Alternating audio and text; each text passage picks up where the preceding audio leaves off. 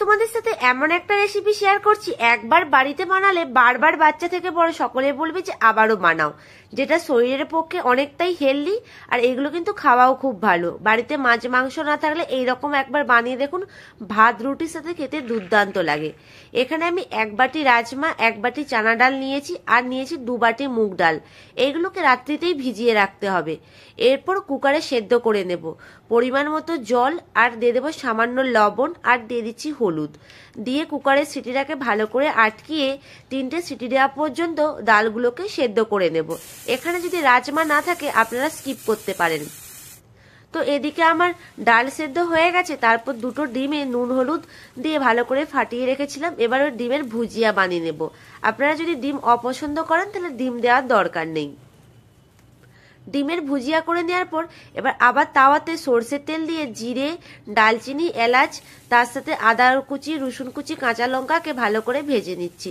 এখানে এই রান্নাটা রিফাইনের থেকে সরষের তেলে করলে আরও খেতে ভালো লাগে।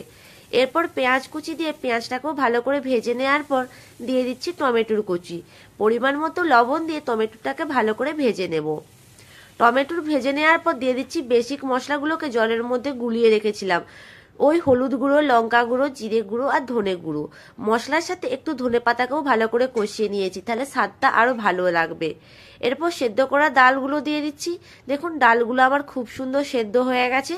এরপর ভালো করে মশলার সাথে ডালটাকে আমি মিশিয়ে নেব। আপনাদের হাতে যদি টাইম না থাকে ঝটপট করে এই রেসিপিটা বানিয়ে নিতে পারেন, খেতে কিন্তু দুর্দান্ত লাগে। এরপর ডালগুলোকে হালকা করে একটু আমি ম্যাশ করে নিয়েছি।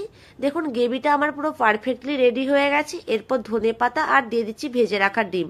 এটাকে আপনারা চাইলে এরকম মোটা মোটাও করতে পারেন বা একটু পাতলা ঝোলের মতোও করতে পারেন, যার যেটা পছন্দ। এরপর একটা তড়কা প্যানে দিয়ে দিচ্ছি বাটার। বাটার না থাকলে আপনারা ঘি ইউজ করতে পারেন। এরপর দিয়ে দিচ্ছি আদা কুচি, রসুন কুচি, কাঁচা লঙ্কাকে ভেজে নেওয়ার পর কালারের জন্য একটু কাশ্মীরি লঙ্কা গুঁড়ো দিয়েছিলাম। তারপর ওপর থেকে তড়কা প্যানে তড়কা দিয়ে দিলাম।